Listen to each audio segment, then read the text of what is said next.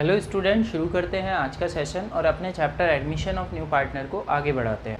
आज हम सीखेंगे कि eight the time of admission of new partner practical problems को किस तरीके से हमें अटेम्प्ट करना है। एडमिशन ऑफ न्यू पार्टनर के टाइम पे जो भी जर्नल एंट्रीज होती हैं उनको हमें किस तरीके से कैसे करना है। वैसे तो हम वेरियस पार्ट्स में सीख चुके हैं, इनके लिंक्स भी मैं आपको डिस्क्रिप्शन में दे रहा हूँ, लेकिन आज हम इकट्ठा इनको करना सीखेंगे। ओके, शुरू करते हैं।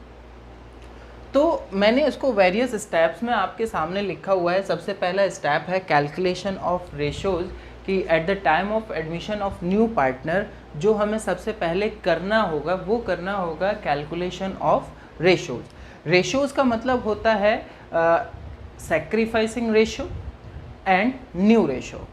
इसके वेरियस सिचुएशन, वेरियस केसेस में आपको एक्सप्लेन कर चुका हूँ, पुरानी वीडियोस आप देख लीजिएगा। उसके बाद एडमिशन ऑफ न्यू पार्टनर के लिए रेशियोज कैलकुलेट करने के बाद जो हमारा नेक्स्ट स्टेप होता है that is of treatment of goodwill. Treatment of goodwill मतलब जो नया पार्टनर आएगा वो अपने हिस्से की कैपिटल और गुडविल अपने साथ में लेकर आएगा, और जो भी गुडविल वो लेकर आता है नया पार्टनर, उस गुडविल को हमें ओल्ड पार्टनर्स में डिस्ट्रीब्यूट कर देना होता है in their sacrificing ratios. Journal entries सबसे पहले हम करेंगे new cash account debit to new partners capital account and premium for goodwill account. और जो प्रीमियम फॉर गुडविल आया है उसको ओल्ड पार्टनर्स में सैक्रिफाइसिंग रेशियो में डिस्ट्रीब्यूट कर देंगे। क्या जनरल एंट्री करेंगे? Premium for goodwill account debit to old partners capital account in their sacrificing ratios. Okay, पहली सिचुएशन जब वो अपनी गुडविल कैश में ले आया। सेकेंडली क्या हो सकता है कि वो अपनी गुडविल को कैश में नहीं ला पाए। जब पार्टनर अपने हिस्से की गुडविल को कैश में नहीं लेकर आएगा तो उस सिचुएशन में हम क्या करेंगे? Account transfer, means new partner के कैपिटल अकाउंट से ट्रांसफर करेंगे ओल्ड पार्टनर्स के कैपिटल अकाउंट में। क्या जनरल एंट्री करेंगे उस सिचुएशन में? जनरल एंट्री होगी बेटा न्यू पार्टनर्स कैपिटल, और करंट अकाउंट का भी यूज किया जा सकता है अगर कैपिटल फिक्स है। ओके, क्या एंट्री करेंगे? न्यू पार्टनर्स कैपिटल और current account debit to old partners capital और करंट अकाउंट। ओके बेटा, इसके बाद जो नेक्स्ट है that is revaluation of assets and liabilities. At the time of admission of new partner जो भी एसेट्स एंड लाइबिलिटीज होती हैं ओल्ड पार्टनर्स उनको रिवैल्यू करते हैं। रिवैल्यू का मतलब होता है कि उनको उनकी एक्चुअल मार्केट वैल्यू पता किया जाता है। ओके, जिसमें हमारी असेट्स की वैल्यू बढ़ भी सकती है और असेट्स की वैल्यू घट भी सकती है। सिमिलरली लायबिलिटीज की वैल्यू बढ़ भी सकती है और लायबिलिटीज की वैल्यू घट भी सकती है। ओके, ऐसा कुछ भी होगा तो उसके लिए भी हमें जर्नल एंट्रीज पास करनी पड़ेंगी। असेट्स की वैल्यू बढ़ने पर हम जर्नल एंट्री पास करेंगे assets account debit to revaluation account, और असेट की वैल्यू को डिक्लाइन होने पर हम जर्नल एंट्री पास करेंगे revaluation account debit to that assets account. Okay, similarly liabilities की वैल्यू अगर बढ़ती है तो हमें लॉस होता है, हम जर्नल एंट्री पास करेंगे revaluation account debit to that particular liabilities account, और जब लायबिलिटीज की वैल्यू घटती है तो हमें फायदा होता है, हम जर्नल एंट्री पास करेंगे that particular liabilities account debit to revaluation account. और जो भी नेट प्रॉफिट और लॉस होगा, ओवरऑल प्रॉफिट और लॉस होगा because of revaluation of assets and liabilities, उसको हम क्या करेंगे? ओल्ड पार्टनर्स में ओल्ड रेशियो में डिस्ट्रीब्यूट कर देंगे। ओके, नेक्स्ट टू इट क्या होता है? कभी कभी ऐसा होता है कि पार्टनर्स रिवैल्यू तो करते हैं लेकिन जो भी रिवाइज्ड वैल्यूज होती हैं, जो भी असेट्स एंड लायबिलिटीज की नई वैल्यू होती हैं, उनको रिकॉर्ड नहीं करना चाहते।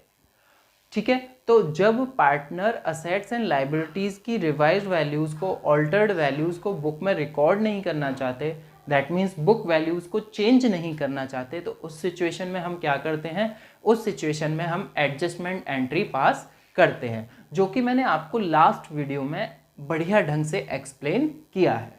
क्या होती है एडजस्टमेंट एंट्री बेटा? एडजस्टमेंट एंट्री होती है गेनिंग और new partners capital account debit to sacrificing or old partner's capital account.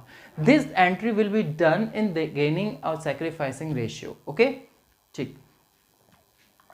उसके बाद असेट्स एंड लाइबिलिटीज के रिवैल्यूएशन के बाद जो अगला हमारा स्टेप होगा that is the treatment of reserves, accumulated profits and losses.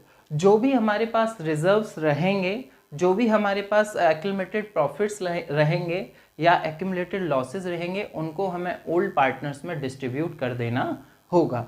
और इसके लिए भी वेरियस सिचुएशंस है, फॉर वो मैंने आपको एक्सप्लेन किया हुआ है। फॉर एग्जांपल जनरल रिजर्व है, जनरल रिजर्व को पार्टनर्स में डिस्ट्रीब्यूट करने के लिए क्या एंट्री करेंगे, general reserve account debit to old partners capital account. Means क्या होता है, जो भी हमारे पास रिजर्व्स होते हैं, जो भी एक्यूमुलेटेड प्रॉफिट्स होते हैं, जो भी एक्यूमुलेटेड लॉसेज होते हैं, उनको हम ओल्ड पार्टनर्स में ओल्ड रेशियो में डिस्ट्रीब्यूट कर देते हैं या फिर राइट ऑफ कर देते हैं। ओके, पार्टनर के एडमिशन के टाइम में हमें ये सभी स्टेप्स फॉलो करने हैं और जो मैं आपको एक प्रैक्टिकल प्रॉब्लम के माध्यम से करके भी दिखाऊंगा। ओके, एक बार इनको देख लीजिए, समझ लीजिए। अगर आप नए हैं तो जो भी जर्नल एंट्रीज या प्रीवियस वीडियोस में जो भी मैंने जर्नल एंट्रीज वेरियस पार्ट्स इस चैप्टर के एक्सप्लेन किए हैं, एक बार उनको ज़रूर पढ़िए। बहुत ही शानदार और इजी चैप्टर है, ठीक है, अगर आप इसको स्टेप बाय स्टेप करते हैं। ओके, तो एक प्रैक्टिकल प्रॉब्लम लेंगे, उसको शुरू करते हैं। ओके बेटा, एक प्रैक्टिकल प्रॉब्लम, एक इलस्ट्रेशन आपकी बुक से ले रहे हैं, आपको सामने दिखाई देगी। प्रॉब्लम है W and R are partners in a firm sharing profits in the ratio of 3:2.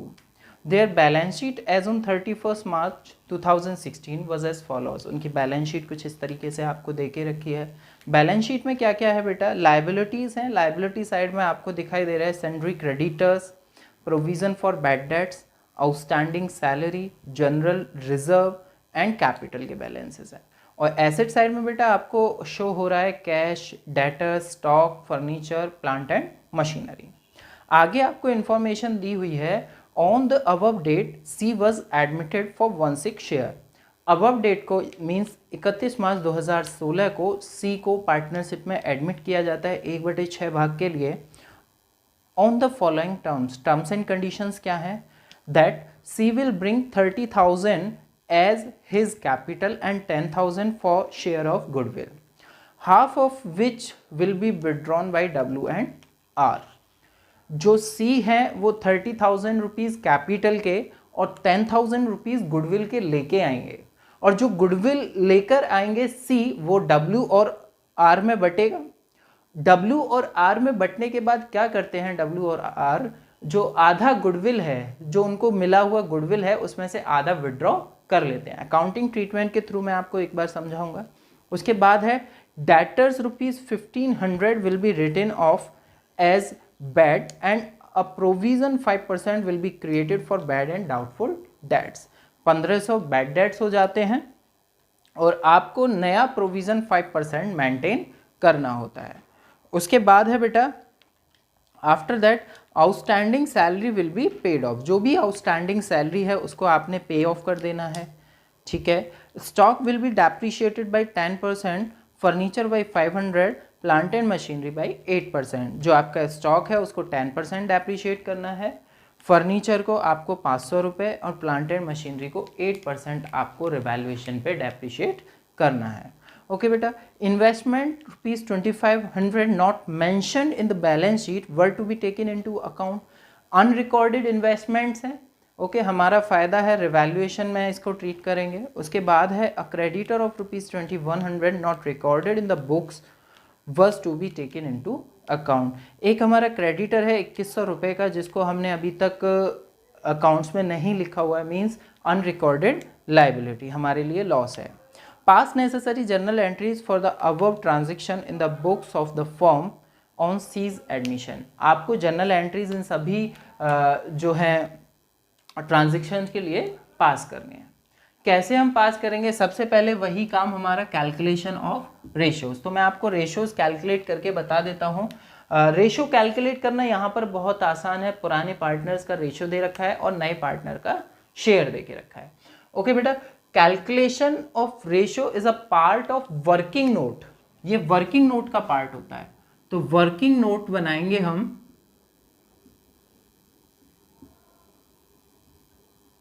और वहां पे हम रेशियोज कैलकुलेट करेंगे।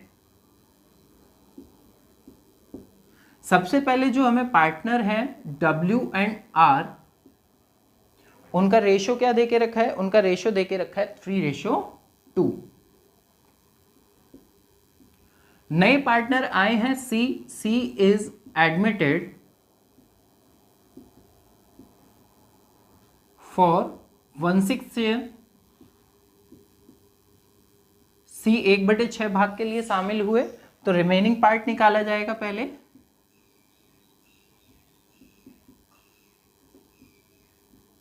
रिमेनिंग पार्ट होगा बेटा 1 - 1/6, that will be 5/6, which is to be distributed among W and R in their old ratio, because no new ratio is mentioned in the question. तो W का new क्या होगा, W's new share 5/6 into 3/5। 3/5 कहाँ से आया, 2/5 and 3/5 and 2/5, that is there old ratio. जो 5/6 बचा हुआ है उसको हम W और R में उनके न्यू रेशियो में डिस्ट्रीब्यूट कर देंगे। That means 5/6 into 3/5 and 5/6 into 2/5। तो कितना निकल के आता है, यहाँ पर होता है 3/6, यहाँ पर कितना होता है 2/6, एंड जो नए पार्टनर हैं C's, उनका शेयर कितना होता है 1/6। तो इनका न्यू रेशियो क्या हो जाता है बेटा 3:2:1। इस तरीके से वर्किंग नोट में आप लोग क्या करेंगे, वर्किंग नोट में आप लोग कैलकुलेशन ऑफ रेशियोज कर लेंगे। ओके बेटा, एक बात और ध्यान रखनी है हमें, मैंने आपको जब रेशियोज कराया था तो वहाँ पे बताया था, या ट्रीटमेंट ऑफ गुडविल कराया था तो वहाँ पे भी मैंने आपको बताया था, क्या बताया था, अगर हमें ओल्ड पार्टनर्स का ओल्ड रेशियो और न्यू पार्टनर का शेयर दे के रखा है, that means old ratio 3:2 and new partner share is 1:6। अगर केवल इतनी ही इंफॉर्मेशन हमको दे के रखी है तो उस सिचुएशन में बेटा जो सेक्रीफाइसिंग रेशियो होता है वो ओल्ड रेशियो के बराबर होता है। दैट मीन्स इनका सेक्रीफाइसिंग रेशियो भी कितना होगा 3:2 ही होगा। ठीक है, तो अगर हमसे स्पेशली पूछा जाएगा कि न्यू रेशियो कैलकुलेट करके दिखाइए, तब तो हमें कैलकुलेट करके दिखाना पड़ेगा, और अगर नहीं बोलते हैं तो हम इस तरीके से भी यूज कर सकते हैं इंफॉर्मेशंस का।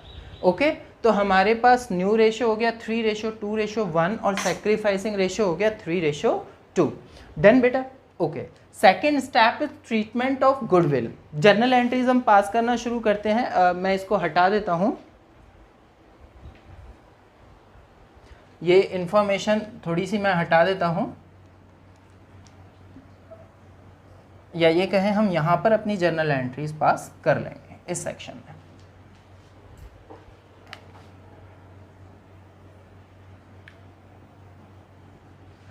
ट्रीटमेंट ऑफ गुडविल के लिए हमें क्या करना पड़ेगा, सबसे पहले नए पार्टनर आए हैं, अपने हिस्से का कैपिटल और गुडविल लेकर आए हैं। क्या एंट्री करेंगे हम, कैश या फिर bank account debit to C's capital account and to premium for goodwill account. Yes और नो, क्योंकि सी जो है वो अपने हिस्से की गुडविल 10,000 रुपीज कैश में लेकर आए हैं। Capital rupees 30,000 and goodwill rupees 10,000। Okay, capital is 30,000, goodwill is 10,000। How much total amount bought in by C, that is 40,000। समझ में आया बेटा? नरेशन हम लिख देंगे being capital and premium for goodwill bought in by C. Okay, अब क्या होता है, गुडविल लेकर आए हैं, कैपिटल लेकर आए हैं, इस गुडविल को ओल्ड पार्टनर्स में उनके सेक्रीफाइसिंग रेशियो में डिस्ट्रीब्यूट कर देंगे। सेक्रीफाइसिंग रेशियो में डिस्ट्रीब्यूट करने के लिए या प्रीमियम फॉर गुडविल को डिस्ट्रीब्यूट करने के लिए क्या जर्नल एंट्री हम पास करते हैं, हम जर्नल एंट्री पास करते हैं बेटा premium for goodwill account debit to old partners are W and R, to W's capital account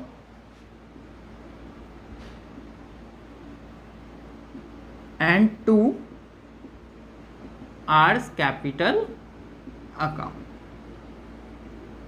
okay बेटा, कितना गुडविल, प्रीमियम फॉर गुडविल है 10,000 और इसको ओल्ड पार्टनर्स में किस रेशियो में डिस्ट्रीब्यूट करते हैं? In their sacrificing ratio. And what is their sacrificing ratio? That is 3:2.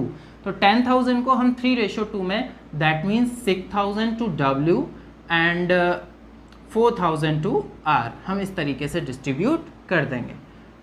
Being premium for goodwill bought in by C distributed among sacrificing या फिर old partners in their sacrificing ratio. Goodwill को distribute कर दिया. एक और point question में बोला गया है, half of which will be withdrawn bye W and R. जो गुडविल W और R को 6,000 एंड 4,000 रुपीज मिला है, इसका आधा आधा W और R विड्रॉ कर लेंगे. जब पार्टनर पैसा विड्रॉ करते हैं तो उसकी एंट्री होती है partners, that means W's capital account debit, R's capital account debit to cash या फिर बैंक अकाउंट. गुडविल के लिए यही ड्राइंग के लिए हम यही एंट्री पास करते हैं. जो अमाउंट पार्टनर्स ने आउट ऑफ गुडविल विड्रॉ कर लिया है, ये एंट्री हम पास करेंगे. और कितना विड्रॉ किया है? हाफ. 6,000 का हाफ 3,000 W ने और 4,000 का हाफ 2,000 R ने. टोटल कितना ड्रॉइंग हो गया? 5,000. ओके बेटा, बीइंग कैश विड्रॉन या being half of goodwill withdrawn by old partners. ये हमारा ट्रीटमेंट ऑफ गुडविल हो गया. हमने क्या क्या कर लिया? Treatment, calculation of ratios. Okay, हम sacrificing and new ratio calculate कर चुके हैं. हम ट्रीटमेंट ऑफ गुडविल हम कर चुके हैं. अब बात आती है बेटा revaluation of assets and liabilities. तो point number first is debtors 1,500 will be written off as bad and a provision of 5% will be created for bad and doubtful debts. सबसे पहले 1,500 रुपये के बैड डेट्स हुए हैं, तो बैड डेट्स की हम जनरल एंट्री पास कर देते हैं. इसको मैं हटा दे रहा हूँ.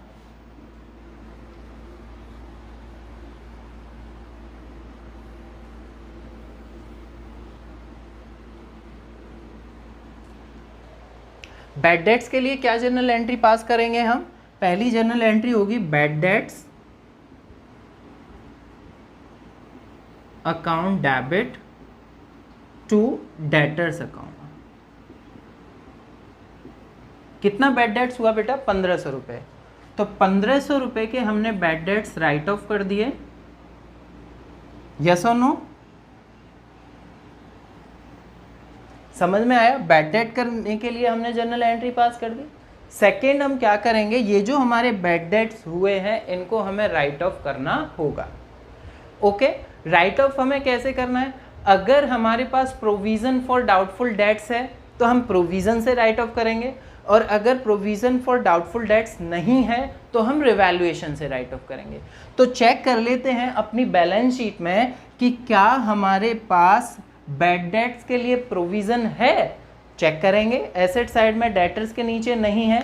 लायबिलिटी साइड में भी चेक कर लेते हैं, क्योंकि क्रेडिट बैलेंस होता है, कभी कभी लायबिलिटी साइड में भी देके रखे हैं. तो लायबिलिटी साइड में हमें देके रखा है provision for bad dates ₹2,000. Okay, तो प्रोविजन हमने मेंटेन करके रखा है. तो जो बैड डेट्स हुए हैं उनको कहाँ से राइट ऑफ करेंगे? प्रोविजन से. तो कर लेते हैं.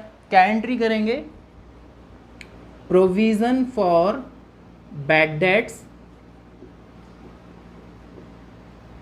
Account debit to bad debts account. कितने रुपए के बेटा? 1,500 के हुए हैं, तो 1,500 रुपये हमने प्रोविजन से राइट ऑफ कर दिया है. ओके बेटा, यहां तक हमारा ये पॉइंट हो गया. अब हमसे क्या बोला गया है आगे? And a provision of 5% will be created for bad and doubtful dates. हमें नया प्रोविज़न बनाना है 5% बैड डेट्स के लिए। ओके, हमें नया प्रोविज़न बनाना है 5% बैड डेट्स के लिए। तो कैसे बनाएंगे पहले चेक कर लेते हैं। मैं वर्किंग नोट में आपको शो कर देता हूं।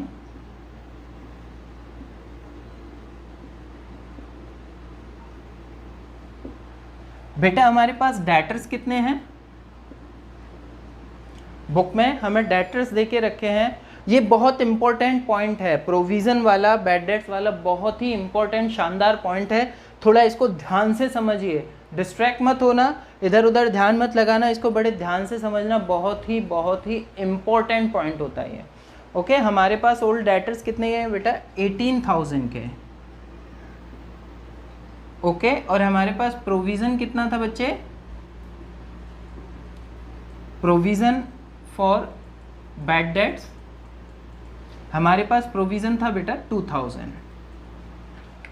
हमारे बैड डेट्स कितने हो गए? जितने भी बैड डेट्स हुए हैं उनको डेटर्स में से माइनस करेंगे, कितना? 1500। कितने रुपए के हमारे डेटर्स बचे अब? 16,500 रुपए के। ये हमारे ओल्ड डेटर्स थे 18,000 के, जितने में से 1500 रुपए के बैड डेट्स हो गए। जो भी हमारे बैड डेट्स हुए हैं हमने डेटर्स में से उसको लेस कर दिया। कितना बचेगा? 16,500। ओके, हमारे पास प्रोविज़न कितना था? 2000। हमने प्रोविज़न में से बैड डेट्स को डिस्पोज ऑफ किया था, राइट ऑफ किया था या नहीं किया था? 1500 रुपये। तो हम इसको भी माइनस कर देते हैं। 2000 में से 1500 लेस करेंगे तो हमारे पास प्रोविज़न भी कितना बचा हुआ है? 500 रुपये। समझ में आ गया बेटा? हमारे पास डेटर्स 18,000 के थे, 1500 बैड डेट्स हो गए तो 16,500 बचे। हमारे पास प्रोविज़न 2000 का था, हमने 1500 बैड डेट्स राइट ऑफ कर दिए तो कितने बचे? 500 बचे। हमसे क्वेश्चन ये कहता है कि आपको 5% न्यू प्रोविज़न मेंटेन करना है। ओके, तो हमारा न्यू प्रोविज़न कितना होगा? न्यू प्रोविज़न हमारे पास न्यू डेटर्स कितने के हैं? 16,500। हमें प्रोविज़न कितना बनाना है? 5%। तो 16,500 का 5% निकालेंगे। 16,500 का 5% आप अगर कैलकुलेट करेंगे तो आपके पास निकल के आएगा 825। आपको न्यू प्रोविज़न कितने का होना चाहिए? 825। लेकिन हमारे प्रोविज़न में ऑलरेडी कुछ बैलेंस बचा हुआ है। कितना बचा हुआ है? 500। आपको न्यू प्रोविज़न कितने का चाहिए? 825। आपके पास बैलेंस कितना है ऑलरेडी? 500। इसका मतलब क्या है? अगर आपको न्यू प्रोविज़न बनाना है तो वो कितने रुपए का और बनाना है? 325। कैसे आया? Provision required. कितने प्रोविज़न की और ज़रूरत है? हमें 825 टोटल चाहिए, जिसमें से 500 हमारे पास ऑलरेडी बैलेंस बचा हुआ है, ये वाला 500। तो कितने का और बनाना पड़ेगा? 325 रुपये का हमें नया provision out of revaluation create करना पड़ेगा। क्या जर्नल एंट्री करेंगे नया नया प्रोविज़न क्रिएट करने के लिए आउट ऑफ रिवैल्यूएशन अकाउंट? हम जर्नल एंट्री करेंगे revaluation account debit to provision for bad debts. कितने रुपए का नया प्रोविज़न बनाना है? 325 रुपए। This is very important point. इसको एक बार आप और समझ लीजिए और इसका स्क्रीनशॉट इस वर्किंग नोट का और इन वर्किंग नोट का स्पेशली स्क्रीनशॉट आप ले लीजिए। ओके, ये हमारी जो जर्नल एंट्री हो गई बैड डेट्स और न्यू प्रोविज़न क्रिएट करने के लिए हो गई। उसके बाद अगले पॉइंट पर आते हैं।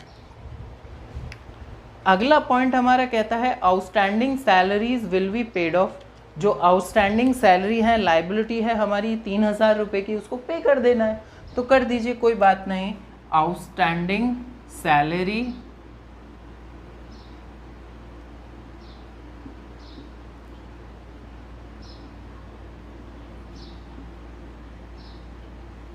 अकाउंट डेबिट पे कर देना है। कैश का आउटफ्लो होगा टू कैश या फिर बैंक अकाउंट, जो भी क्वेश्चन में देके रखा होगा। क्या देके रखा है? कैश देके रखा है, तो हम सारे ट्रांजेक्शन कैश अकाउंट की तरफ करेंगे। कितने की है outstanding salary? 3000, this is to be paid off, जिसको हमें पे ऑफ कर देना है। 3000 हमने पे कर दिया। ओके बेटा, being outstanding salary paid of. इसका स्क्रीनशॉट ले लिया होगा। अब मैं इसको हटा रहा हूँ। इसको बहुत ध्यान से समझ लेना बेटा। प्रोविज़न बहुत ही इंपॉर्टेंट पॉइंट है, पूछा भी जाता है कई बार, और बच्चे सबसे ज़्यादा इसी में कंफ्यूज होते हैं और यहाँ पर ही गलती करते हैं। 11th क्लास में भी वैसे आपने पढ़ा होगा। Next point is stock will be depreciated by 10%, furniture by 500 and plant and machinery 8%। हमारी 3 असेट हैं और तीनों ही घट रही हैं, और असेट के घटने पर, नुकसान होने पर हम क्या करते हैं? रिवैल्यूएशन अकाउंट को डेबिट करते हैं। तो क्या एंट्री करेंगे हम? Revaluation account debit to stock, घटाना है 10%, टू स्टॉक अकाउंट। कितने रुपए का स्टॉक है? स्टॉक इज 20,000, 10% हमें डेप्रिशिएट करना है, तो 20,000 का 10% कितना होएगा बेटा? 2,000। हमने स्टॉक डेप्रिशिएट कर दिया। उसके बाद फर्नीचर बाई 500, फर्नीचर को 500 डेप्रिशिएट करना है, नुकसान हो रहा है, तो फर्नीचर को क्रेडिट कर देंगे to furniture account 500, and after that machinery by 8%, and to machinery account 8% write off करना है। प्लांट एंड मशीनरी की वैल्यू क्वेश्चन में, बैलेंस शीट में हमें 40,000 दे के रखी है, एंड उसको हमें 8% डेप्रिशिएट करना है, तो 40,000 का हम 8% निकालेंगे तो 3,200 आएगा। कितना आएगा बेटा?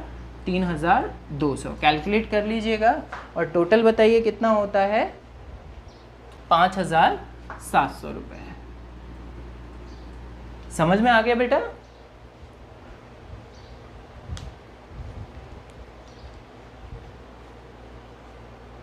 ओके, उसके बाद नेक्स्ट पॉइंट है investment 2,500 not mentioned in the balance sheet.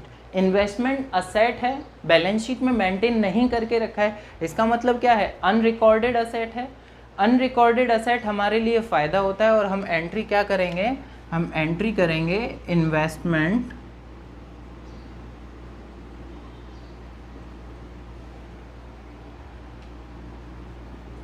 Account debit to revaluation account. Okay बेटा, कितने का है इन्वेस्टमेंट जो हमें पा गया? 2,500 रुपये, 2,500। ओके, समझ में आया होगा बेटा। नरेशन लिख देंगे, being unrecorded investment taken into account. उसके बाद है बेटा एक क्रेडिटर ऑफ 2,100, 2,100 रुपये के एक क्रेडिटर हैं जिसको हमने रिकॉर्ड नहीं करके रखा। अनरिकॉर्डेड लाइबिलिटी, अनरिकॉर्डेड लाइबिलिटी के लिए क्या एंट्री करेंगे? हमें अनरिकॉर्डेड लाइबिलिटी के लिए हमें एंट्री करनी है revaluation account debit to creditors account. कितने रुपए के हैं बेटा? 2,100। अनरिकॉर्डेड लाइबिलिटी हमारे लिए नुकसान है, ठीक है। नुकसान के कारण रिवैल्यूएशन अकाउंट डेबिट होता है, हमने जनरल एंट्री कर दी revaluation account debit to creditors account 2,100। Narration लिख देंगे, being unrecorded creditors taken into account. ये हमारी रिवैल्यूएशन की एंट्रीज हो गई, ठीक है, 1, 2, 3 एंड 4। अब क्या करेंगे? अब ओवरऑल प्रॉफिट और लॉस कैलकुलेट करके उसको पार्टनर्स में डिस्ट्रीब्यूट करेंगे। ओवरऑल प्रॉफिट एंड लॉस हम लोग कैलकुलेट कर लेते हैं यहाँ पर वर्किंग नोट में।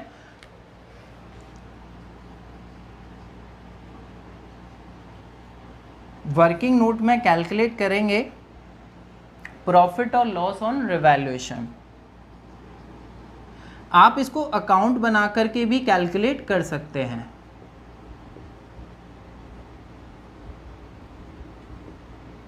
ओके, तो अकाउंट बना के भी आप कर सकते हैं और इसको एक स्टेटमेंट बनाकर भी आप लोग कैलकुलेट कर सकते हैं। ठीक है, अकाउंट बनाइए, स्टेटमेंट बनाइए, दोनों से सेम टाइम लगेगा, तो हम अकाउंट के थ्रू ही कर लेते हैं। रिवैल्यूएशन अकाउंट बनाएंगे और प्रॉफिट और लॉस कैलकुलेट कर देंगे। सबसे पहले यहाँ पे रिवैल्यूएशन डेबिट हुआ है 325 से, तो डेबिट साइड में लिखेंगे to provision for bad debt. कितना है? 325। उसके बाद यहाँ पे रिवैल्यूएशन फिर से डेबिट हुआ है स्टॉक, फर्नीचर और मशीनरी के कारण, तो लिखेंगे to stock, to furniture, to machinery. कितने रुपए बेटा? 2000, उसके बाद 500 और उसके बाद 3200। ओके बेटे, उसके बाद क्या है, यहाँ पर रिवैल्यूएशन हमारा क्रेडिट हुआ है 2500 रुपये से, तो क्रेडिट साइड में लिख देंगे बाई इन्वेस्टमेंट अकाउंट 2500। और यहाँ पर रिवैल्यूएशन हमारा डेबिट हुआ है, तो डेबिट साइड में लिख देंगे टू क्रेडिटर्स 2100। ओके बेटा, सारे हमने रिवैल्यूएशन के जो भी जर्नल एंट्रीज थे उनका रिवैल्यूएशन अकाउंट में पोस्टिंग कर दिया। अब हम प्रॉफिट और लॉस कैलकुलेट कर लेंगे। ओके, कैलकुलेट करने पर यहाँ का टोटल कितना आता है हमारा? टोटल जो आएगा वो आएगा 8125, और 8125 में से हम इस साइड में से 2500 माइनस कर देंगे, तो हमारा ओवरऑल लॉस हमको पता चल जाएगा कितना, बाई पार्टनर्स कैपिटल अकाउंट। जो भी लॉस होगा उसको पार्टनर्स कैपिटल अकाउंट में ट्रांसफ़र करेंगे, W&R को। कितना लॉस है? 5625, और इसको W&R में डिस्ट्रीब्यूट करेंगे 3375। ये सब आपको मैं बता चुका हूँ, रिवैल्यूएशन अकाउंट बनाना और जर्नल एंट्रीज। ठीक है, तो वहाँ से अगर आपको नहीं आया है समझ में तो पहले उस वीडियो को देख लीजिएगा, उसके बाद आसान हो जाएगा। 2250 रुपये। ओके, ये हमारा रिवैल्यूएशन अकाउंट बन गया और हमें प्रॉफिट और लॉस का पता चल गया। लॉस कितने रुपए है? 5625। लॉस को पार्टनर्स में डिस्ट्रीब्यूट करने के लिए क्या जर्नल एंट्री हम पास करेंगे?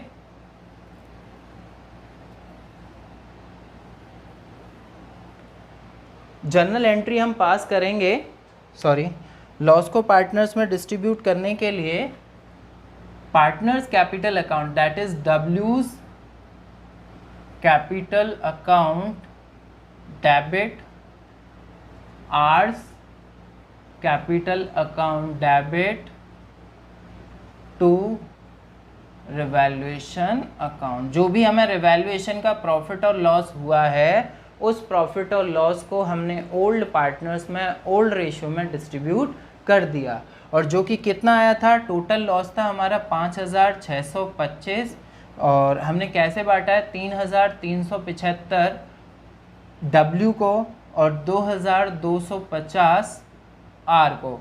ये हमने ओल्ड पार्टनर्स में ओल्ड रेशियो में रिवैल्यूएशन का प्रॉफिट लॉस बांट दिया। तो हमारे 3 स्टेप पूरे हो चुके हैं। पहला स्टेप कैलकुलेशन ऑफ रेशियो हम कर चुके, दूसरा स्टेप ट्रीटमेंट ऑफ गुडविल हम कर चुके, तीसरा स्टेप हमारा क्या था बेटा? तीसरा स्टेप हमारा रिवैल्यूएशन ऑफ प्रॉफिट और लॉस, वो हमने पूरा कर लिया। चौथा स्टेटमेंट है treatment of accumulated profits and losses. जो हमारे पास रिजर्व्स हैं, एक्यूमुलेटेड प्रॉफिट्स हैं, लॉसेस हैं, उनको पार्टनर्स में डिस्ट्रीब्यूट करना है। तो हम पहले लाइबिलिटी साइड में देख लेते हैं कौन कौन से रिजर्व्स, कौन कौन से एक्यूमुलेटेड प्रॉफिट्स एंड लॉसेस हमारे पास हैं। लाइबिलिटी साइड में हमें general reserve, workman compensation reserve, investment fluctuation reserve, contingencies reserve and P&L के नाम से जो भी बैलेंस दे के रखा है उसको हम पार्टनर्स में डिस्ट्रीब्यूट करके देंगे। तो कितना क्या दे के रखा है? हमें केवल जनरल रिजर्व दे के रखा है, तो जनरल रिजर्व को पार्टनर्स में डिस्ट्रीब्यूट कर देंगे। क्या जर्नल एंट्री करेंगे? Journal reserve account debit to W's capital account and to R's capital account. कितने रुपए बेटा? 5,000 रुपये का जनरल रिजर्व है और 5,000 रुपये को ओल्ड पार्टनर्स में डिस्ट्रीब्यूट करेंगे 3,000 एंड 2,000 ओल्ड रेशियो में, being general reserve distributed amongst partners. Okay बेटा। उसके बाद एसेट साइड में चेक कर लीजिए, क्या आपके पास ओल्ड गुडविल, क्या आपके पास एडवर्टाइजमेंट सस्पेंस, क्या या फिर आपके पास P&L का लॉस पड़ा हुआ है। अगर है तो उसको भी पार्टनर्स में राइट ऑफ कर देंगे, अगर नहीं है तो हमारा क्वेश्चन पूरा हो जाता है। चेक कर लेते हैं। तो एसेट साइड में कोई भी हमारे पास एक्यूमुलेटेड लॉस या डेफर्ड रेवेन्यू एक्सपेंस या फिर मैं ये कहूँ फिक्टिशियस असेट हमारे पास नहीं है। तो ये हमने सारे स्टेप फॉलो करके, सबसे पहले हमने क्या किया, कैलकुलेशन ऑफ रेशो किया था, वर्किंग नोट में मैंने आपको करके दिखाया था। दूसरा हमने क्या किया, treatment of goodwill, step number 2। तीसरा हमने क्या किया, तीसरा हमने किया रिवैल्यूएशन, स्टेप नंबर 3। चौथा हमने treatment of accumulated profits and losses किया। इस तरीके से हम एडमिशन की सभी प्रॉब्लम्स की जर्नल एंट्री पास कर सकते हैं। ओके। जो भी हमारे वेरियस स्टेप्स हैं, चारों स्टेप, उनकी वीडियोस डिस्क्रिप्शन में मैं डाल रहा हूं, एक्सप्लेनेशन। ओके, आप एक बार देख लीजिएगा अगर आप नए हैं तो, अदरवाइज आप आगे पढ़िए और इस तरीके से जर्नल एंट्रीज पास करना सीख लीजिए। इस वीडियो में हमने जर्नल एंट्री पास करना सीखा है। नेक्स्ट वीडियो में हम अकाउंट्स प्रिपेयर करना सीखेंगे। मींस कैसे हमें रिवैल्यूएशन अकाउंट बनाना है वो आप सीख चुके हैं, कैसे हमें पार्टनर्स कैपिटल अकाउंट बनाना है और कैसे हमें बैलेंस शीट बनानी है। बहुत ही इजी है, बस थोड़ा सा आपको ध्यान देने की ज़रूरत है। ओके बेटा, मिलते हैं अगली वीडियो में, तब तक thank you, have a good day.